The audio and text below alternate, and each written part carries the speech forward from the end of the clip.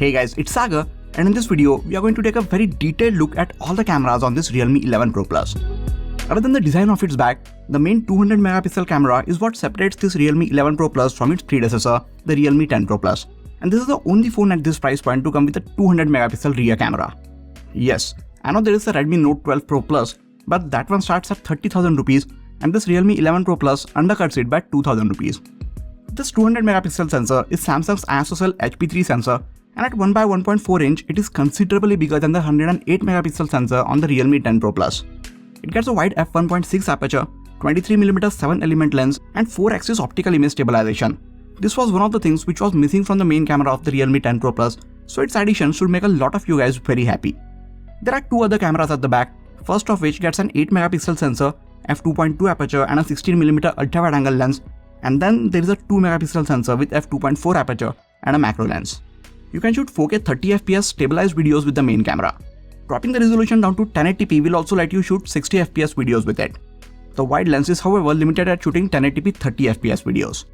At the front, we get a new 32 megapixel Sony image sensor with f2.45 aperture, and this camera, just like most of the other phones in this price range, is limited at shooting 1080p 30fps videos. Interface of the camera app is similar to most of the other phones, with just a few additions like the 4x digital zoom option right above the shutter button and a new moon mode which zooms in 20x on the moon to capture better images of it. For you professional mobile photographers out there is a pro mode where you can adjust all the settings like ISO, shutter speed, exposure, focus and white balance according to your liking. You can also take raw images in this mode. The range for ISO is from 100 to 6400 and the range for shutter speed is from 1/8000th of a second all the way up to 30 seconds. With all of this taken care of, let us move on to the image and video samples, starting with the shots which I took during the daytime. Although these images have been captured with the main image sensor, which has 200 megapixels, it doesn't capture all of the images at this resolution. By default, it captures 12 megapixel 16:1 bin shots. You do get the option to capture high resolution images, and we will look at them and compare them with the binned ones a bit later in the video. For now, check out how good and detailed these daytime shots look. Almost all of these shots look very sharp, and the image processor seems to be handling all the data that this huge 200 megapixel sensor captures really well. However, on a very few occasions, some of these images do feel a bit too processed. For example, in this one that we saw in the beginning, if I zoom in even a bit, you might see that there is a lot of noise and not enough details in these leaves. Similarly for this shot, although there was a lot of natural light, we again see a lot of noise and fewer details almost everywhere we see. Leaving these few particular situations, for most of the other shots, I feel the main camera on this Realme 11 Pro Plus is doing really well. It handles the skin tones really well in these outdoor evenly lit conditions. There doesn't seem to be any extra processing or sharpening for the skin tones and faces in these images, and they look very good and natural unless you have the skin smoothing option turned on. I am pleasantly surprised by how well the Realme 11 Pro Plus handles the colors in these shots. For the most part, they look exactly how the colors looked in real life. It doesn't add any extra saturation or contrast in these shots, and the colors in most of these shots are exactly how I could see them with my eyes. But this stops when the HDR mode kicks in. All of the colors look a bit more saturated then. If you want more saturation or punch in your shots, you can turn on the AI scene detection mode. I like how the colors turned out without any extra bit of settings, so I kept the AI scene detection mode turned off for all of my images. Now I had the HDR mode set to auto, and this phone is really good at detecting when the situation demands it. Other than a very few occasions, the phone automatically switched to the HDR mode and the resulting images look very good. Here's one of the examples when the HDR mode wasn't turned on, but in the very next attempt, the phone took the shot with the HDR mode and you can see the difference for yourself. I personally feel like the shadows could be lifted a bit more to make the images look more pleasing, but I guess Realme didn't want the HDR shots to look too processed, so they chose to do it this way. Well, the HDR mode on this phone is not the best, but it is still doing a very good job not to let the brighter parts of the scene blow out, and at the same time, it is not letting the shadows to be completely crushed. Now we come to the close-up shots, and once again I was pleasantly surprised. Usually, as the image sensor gets bigger, the minimum focusing distance gets worse. In other words, you have to be a bit further away from the subject for the camera to set the focus. But despite of being a 200 megapixel image sensor, the minimum focusing distance on this Realme 11 Pro Plus is really good.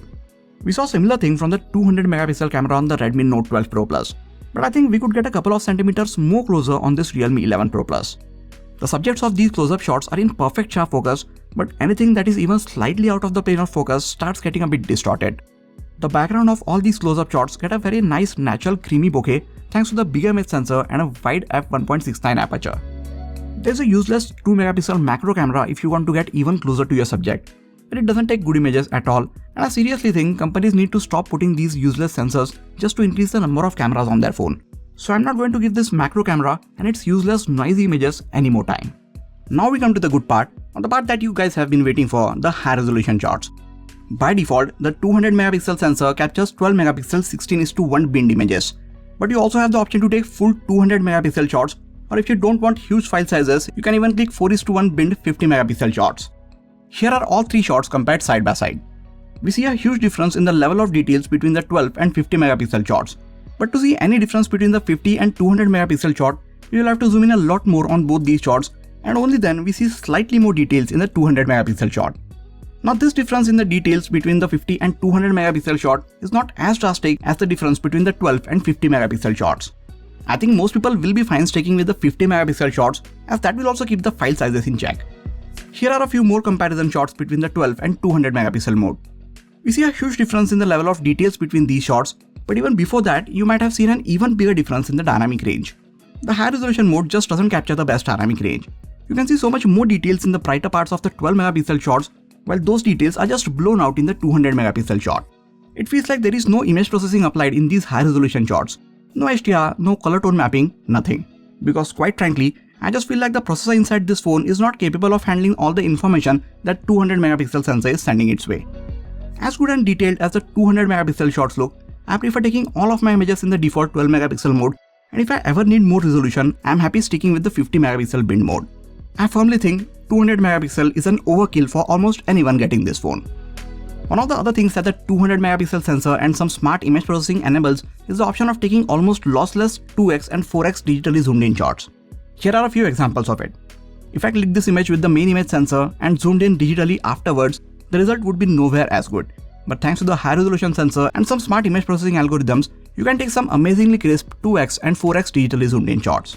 So although this phone just has a 23mm lens in front of the main image sensor, it can take detailed and crisp 46mm and 92mm digitally zoomed in shots as well. Although Realme says that it's nearly lossless digital zoom, but in reality a real optical telephoto lens will be capturing much more detailed shots. But after that, this digital zoom is the next best thing.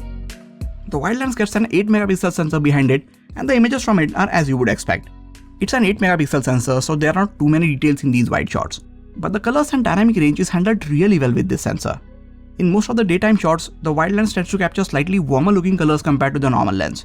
The difference is not that huge, but if you are looking for it, you will notice it. Just like with the wide lens on most of the other phones in this price range, center of the frame is a bit more sharper than the edges. You will also see a lot more noise in the lighting conditions that are anything less than ideal. All in all, it comes in handy in some clutch situations where you want to capture a wider scene and you don't have any space to move back. But other than just those very few specific shots, I won't be using this camera all that often. Coming to the portrait shots. When the lighting conditions are even, it manages to take really good looking portrait shots. The edge detection is not perfect and it can definitely use some improvements, but rest of the shot looks very natural. I've seen a few videos where people say that this phone doesn't handle the skin tones all that well, but as you can see in these portrait shots, the skin tones are looking really good and they are looking just as they were in real life. And the overall colors of these shots also look very natural. I would say the blur to the background is also gradual, which means the things closer to the subject are blurred a bit less and the intensity of the blur increases as the things get further away from your subject. Now in many of the shots, when the light was a bit inconsistent, the portrait mode tends to overexpose the shot. As you can see, the brighter areas of the skin are overexposed and the phone hasn't captured a lot of details in the faces either. In this case, you will have to tap on your subject and adjust the exposure manually to make the shot look more balanced. This happens very often, especially if there is a bright area behind your subject. I hope Realme is working on improving the HDR mode while shooting portrait shots, because when the shot is overexposed, the colors also look a bit faded and flat. There is a 2x zoomed in portrait mode, and I found that although the composition looks better at this focal length, the actual portrait shots look a lot softer. You can see this for yourself that the faces look a lot softer in the 2x portrait shot compared to the normal portrait shot. You are better off walking a few steps closer to your subject and clicking the shot in 1x mode. And again, for all of these portrait shots, you can see that the overall shot looks a bit too bright. If Realme could get the brightness part corrected with a future software update, I think this phone can end up taking some really good portrait shots. It was peak summer when I was taking these shots, but I was fortunate to be able to take a few shots in overcast lighting conditions. Just like during the bright daytime, these shots look sharp as well. If I zoom in, there is a bit more noise and slightly less detail compared to the shots which I took in sunny lighting conditions, which was to be expected. Now let us move on to the images which I took in artificial and lower lighting conditions. OIS and wide aperture helps this Realme 11 Pro Plus keep on taking detailed and sharp looking images even in these lighting conditions. It is nice to see that nowadays even a phone coming at under 30,000 rupees can take very good shots if there is any sort of ambient or artificial light around. You will see some flares or ghosting from some lights if you have the light source directly in the frame. But the main camera captures a lot of contrast in low light, so in most of the low lighting conditions, the shadows are crushed a bit. Now for some reason, colors in some of these nighttime shots felt a bit off to me, and a few days back I posted a shot including some day and nighttime shots, and one or two guys mentioned that they hated how the low light colors looked from this phone. I feel like hate is a very strong word, so I did a bit more testing and digging into this and found this to be an issue to some extent. While the colors don't exactly look very bad, they are in fact a bit off and not how I could see them with my own eyes. Now if you are not reviewing these images just as you take them, you might not even notice this if you look at this phone's images alone later on. But I had a couple of other phones with me as well, and when I compared these images with the ones from those phones, I could clearly see how different the colors from this Realme 11 Pro Plus looked. The actual colors of the scene were how you could see them in the other phone's images. And just like the daytime, it also tries to overexpose some of the artificially lit scenes, so again you will have to adjust the brightness slider manually to make the shots look balanced. These are nighttime shots, so there is obviously going to be some noise here and there, but considering all of that, I think these images look really good.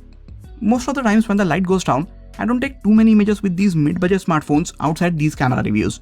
But when I was moving around the city during the night time and I had a couple of more phones with me, honestly I didn't mind reaching out to the Realme 11 Pro Plus for the nighttime shots because it captures a lot of details in its images. Now all these were shots without the night mode turned on. You have the option of having the auto night mode turned on. But for the purpose of these reviews and comparison videos, I have that option disabled and I switch to the night mode manually when needed. Here are how the shots with and without night mode look next to each other. Thankfully, this phone doesn't make the night shots look like they were captured during the daytime. I just hate when some of the other phones do that. This one just adds a bit of light to the areas that are too dark and makes everything else in the shot appear sharper and more detailed. Now the night mode also handles the lights and other brighter areas in the shot in a much better way. I feel like even with the night mode turned on, some parts of the shot are still too dark, and because there is OIS, maybe the phone could have kept the shutter open for even longer to capture more light. On the other hand, in some of the other night mode shots, I also think that the phone is adding a bit too much sharpness. All that being said, I still think that this phone is doing a decent job in these lighting conditions. I will definitely have to compare it with a few other phones in a dedicated camera comparison and see how it performs compared to them. But on its own, it seems to be doing a pretty good job for the most part. You can use the wide lens in low light and it gets the night mode as well, but other than in very well lit conditions, I feel like even with the night mode turned on, the wide lens doesn't perform all that well. Most of the images have excessive sharpness applied, which adds a ton of noise in the shot. So personally, I just refrain myself from using the wide lens once the light gets lower. That brings us to the new 32 megapixel front-facing camera. It's a new sensor for Realme, but BBK has been using this one on OnePlus and a few other phones for a while now. While its performance is decent in even lighting conditions, these images just don't feel like they have been captured with a 32 megapixel camera. Overall colors and skin tones also feel a bit pale. And although there is HDR mode, I don't feel like it is working all that well, because if the conditions are even a bit harsh, this phone tends to overexpose the shot as you can see here. So again, I found myself adjusting the exposure manually for a lot of selfies. The edge detection for these portrait selfies seems to be a bit better than how it was while taking portraits with the rear camera. But the colors in these portrait selfies just don't seem like how they were in real life. And again, the skin tones and overall colors look a bit pale. Now one of the good things with the portrait selfies is that if you have many people in your shot, this one does really well to keep all of the faces in focus. Here's a video from the front-facing camera of the Realme 11 Pro Plus. You can see how it handles the overall colors of the scene, exposure, and stabilization when I'm walking around with it. Sadly, again this phone is limited at shooting 1080p videos with this front-facing camera. Now this is a video from the same camera with stabilization turned on. It is digital stabilization, but it is off by default. I think this video looks much more stable and I don't know why Realme keeps this setting off by default. The good thing about videos from the main camera is, because it gets OIS, the videos look much better from some of the other phones in this price range which don't even offer EIS while shooting 4K videos. However, the 4-axis optical image stabilization on this phone is not doing a very good job. As I said, these videos do look better than some of the other phones, but as you can see in these video samples, there is a clear wobble in the frames as I am moving the phone even a bit. I am really hoping that this is something that can be addressed via a few software updates. Anyways, even with that slight wobble, I think the videos from this phone's main camera look fairly good. Now I tried zooming in and switching the lenses while shooting videos, and because the wide camera can only record in 1080p resolution, I shot this video at 1080p 30fps. But sadly on this phone, you cannot switch the lenses while shooting videos. You can zoom in digitally while shooting 1080p or 4K videos with the main camera from 1x to 10x. But once you start recording the video, you cannot go from the wide to normal lens or vice versa. I wish that was an option, as this feature comes in very handy in a lot of situations. With that, we have seen over 110 image and video samples from all the cameras on this phone. Personally, I feel like the main camera is doing a really good job. In almost all of the daytime shots, the details are there, and in other than a very few shots here and there, the processing and sharpness also seems to be good. I am very pleased with the skin tones and overall colors in daytime, and I feel the portrait shots also look very good and natural if the lighting conditions are balanced.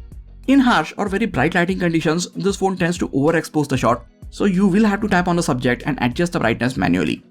HDR mode is decent and can definitely use some refinements via software updates. I strongly feel that 200 megapixel camera is again a gimmick, as a 50 or 64 megapixel resolution camera can also take just as detailed and sharp images. That being said, this 200 megapixel sensor seems to be really well optimized for this Realme 11 Pro Plus. Nighttime shots look good, but Realme needs to fix the inaccurate colors issue that I mentioned earlier. And they also need to work on improving the contrast for the darker areas in the scene. Like with most of the phones in this price range, the selfie camera is average at best. The details seem to be there, but it doesn't handle the skin tones and overall colors all that well. It definitely gets the job done, but don't expect it to take mind-blowing selfies or anything like that. All in all, I feel this Realme 11 Pro Plus packs a very solid main rear camera on its own, and most people getting it will enjoy taking images with it. But its own performance is just one part of the story. How it performs against the competition is a whole different question, which I will be addressing in a few of my upcoming videos. So these have been my views about the cameras on this phone. After looking at all these image and video samples, what do you guys think about the main camera on this Realme 11 Pro Plus? And if you were looking to get a new phone in under 30,000 rupees, would you consider going with it? Let me know in the comments. That is it for this video, guys. Please hit the like button if you enjoyed this video and subscribe to the channel for a lot more quality tech videos like this. You can also check out some of the other videos from this channel. This has been Sagar, and I'll catch you guys in the next video. Take care.